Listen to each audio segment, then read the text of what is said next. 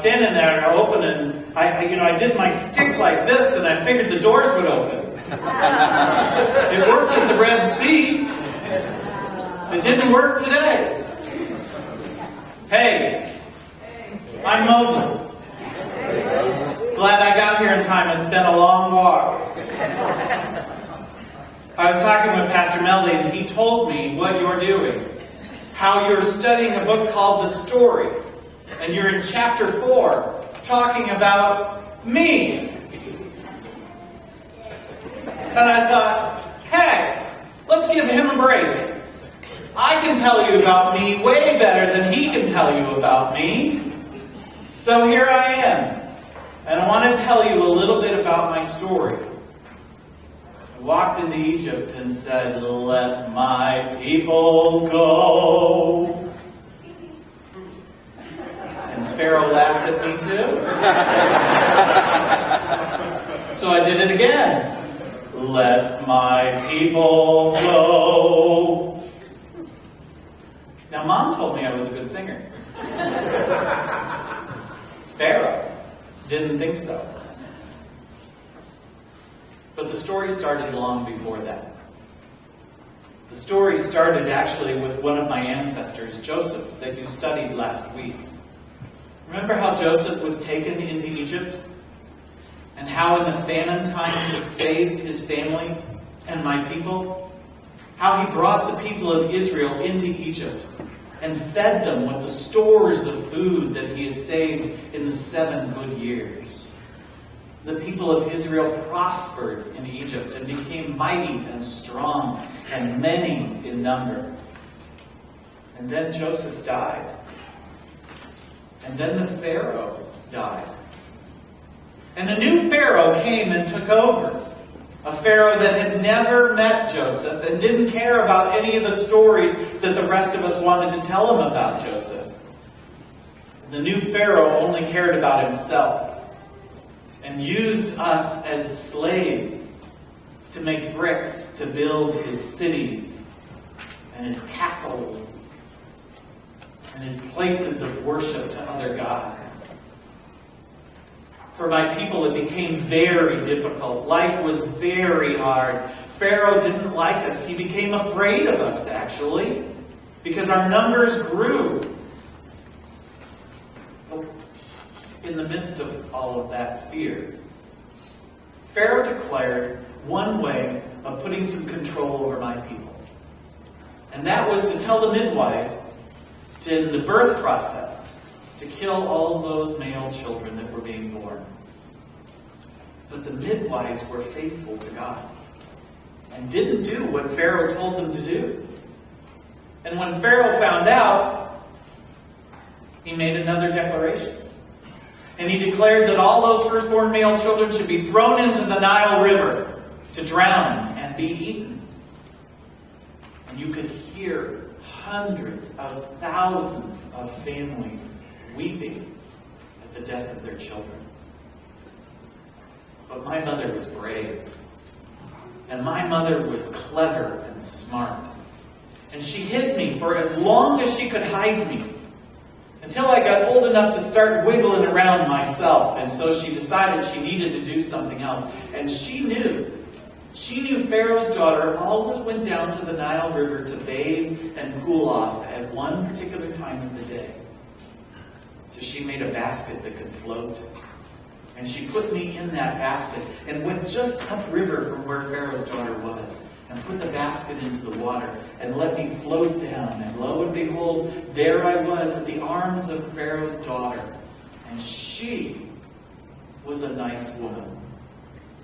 She looked at me as if I were the most beautiful baby she had ever seen. Oh.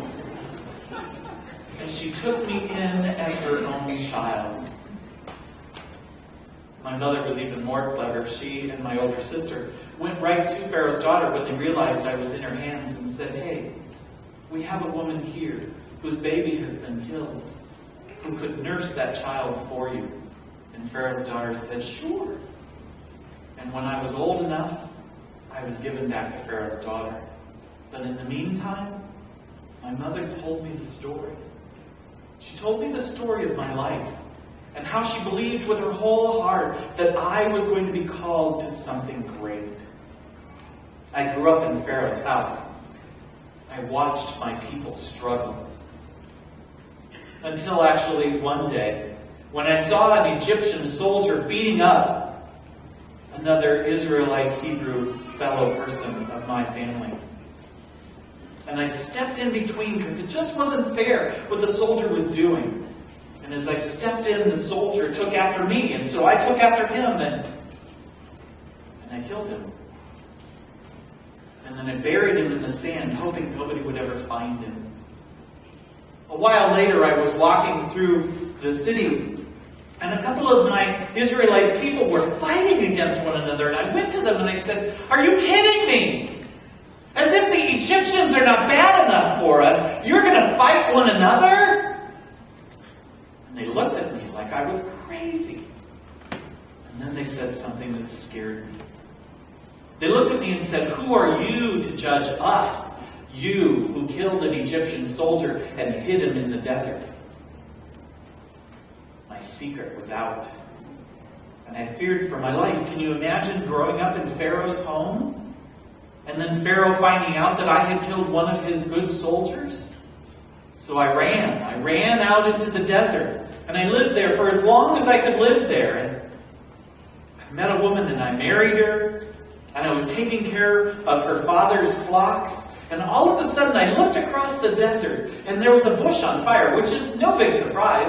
Suddenly, in the midst of desert times, bushes start on fire. I can't quite figure it out, but I went over there to see what it was all about and to put the fire out because I needed every bush in the desert. I needed every bush for feeding my flocks. And I went to put the fire out, and suddenly as I approached, I heard a voice call out my name, "Moses." And I said, "Yes." And the voice said, "Take off your shoes. You're on holy ground." And I realized the bush was on fire, but it wasn't burning up. There was something really different about this bush. In fact, my heart began to burn. I knew I was in the presence of something really different and something really great. I began to have a conversation with this voice that came from the bush.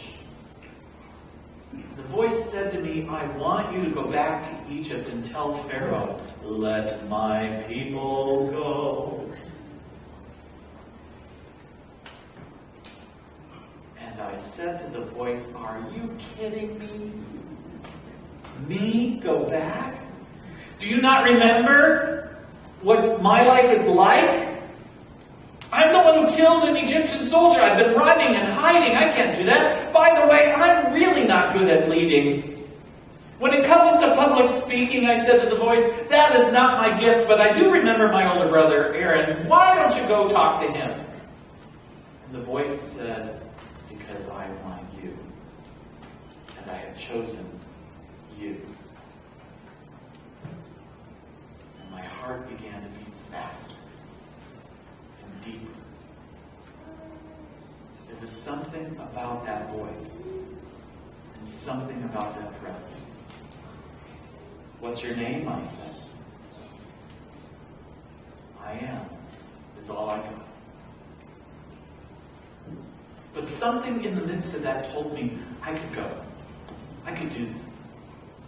Though I hadn't any gifts, I hadn't any training, I felt like I could do this. That the presence in this bush that was on fire would somehow be with me. I could do this.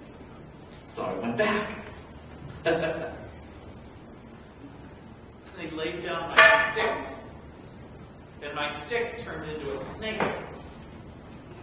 And then I reached down for the stick and picked it up, and it became a stick again.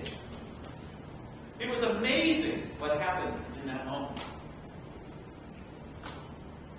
Miracles began to happen. I went to Pharaoh and said, "Let my people go," and Pharaoh said, "Get real." I said, "I am real, and so is my God. And if you don't let my people go, God will make you do so." But Pharaoh said no. And suddenly plague after plague began to come over the land and over the people. I got to tell you, I hate frogs. Have you ever tried to have a drink with a locust jumping in and out of it? It was awful. And every time Pharaoh said, "Wow, is your God amazing? Why don't you get out of here?" And then by the time I got to the back door, Pharaoh changed his mind. Until one night, when I had told the people what God had told me, to put the blood of the lamb across their doorway. Suddenly a strange spirit moved through the city. And I could hear people weeping and crying. And I knew their children had died. But none of my people's children had died. That spirit had passed over our homes. In fact, Pharaoh's own son died. And in the midst of desperation, Pharaoh got rid of us, said, "Okay, get out of here. Take everybody, take everything, go." And so quickly we ran as fast as we could. There were over 1 million of us that left Egypt that day. I know, 1 million! And off we went. Pharaoh changed his mind again, of course. And at the edge of the Red Sea, it looked like it was all over until God said, "Take the staff before you and strike the water." And I did. And suddenly the waters of the Red Sea separated. The land was dry and we were able to walk right through it.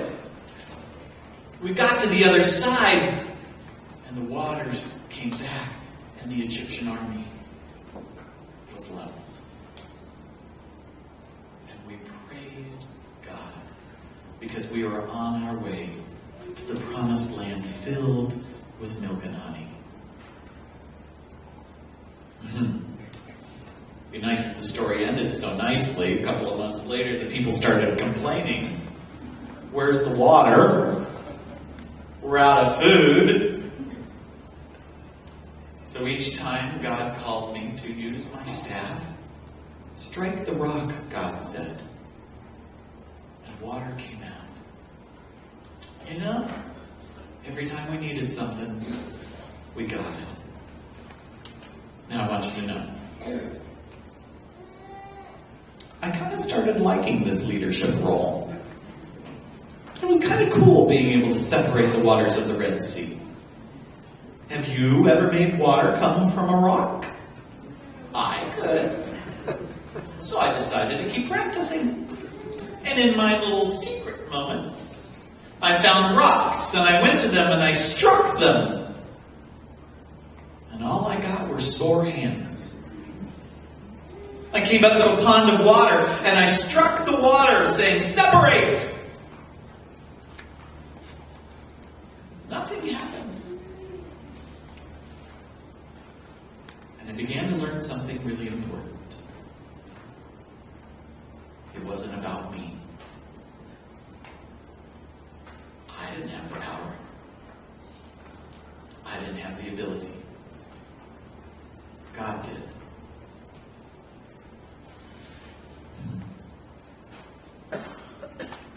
It does seem that whenever God called me into something, God made a way for it to happen. And despite the fact that I said to God, "I'm not able to do this," I was. And never was I able to do it just on my own, for my own sake and glory, but for the sake of God and the glory of God. Miracles happened. Pastor Melody and I were talking. He told me that this congregation is coming up into its season of talking to its membership about being an elder or a deacon, being a leader in the church. My very name needs to be called out. That's what you're going to be talking about, calling each other out into leadership. And I'm going to bet you're going to be a lot like me. You're going to say, "Whoa, no. Look at Frank over here in the pew. He's a way better singer. Yeah, you probably ought to talk to Frank about that leadership role." I'm here to tell you that whenever God calls you to do something, God will make it possible for you to do it. Because it's not about you. It's about God. It's not about your ability. It's about what God can do in and through you. I never could have led those people out of Egypt were it not for God working in me. So learn from my story. Learn from my relationship with God. Learn from what I learned. God is with you. Always has been. And when God calls you to something, it's probably a good idea to say yes. No matter how you feel about it. Because in that yes, God will make it possible for you to fulfill that calling. In your journey, may you know the leadership of God.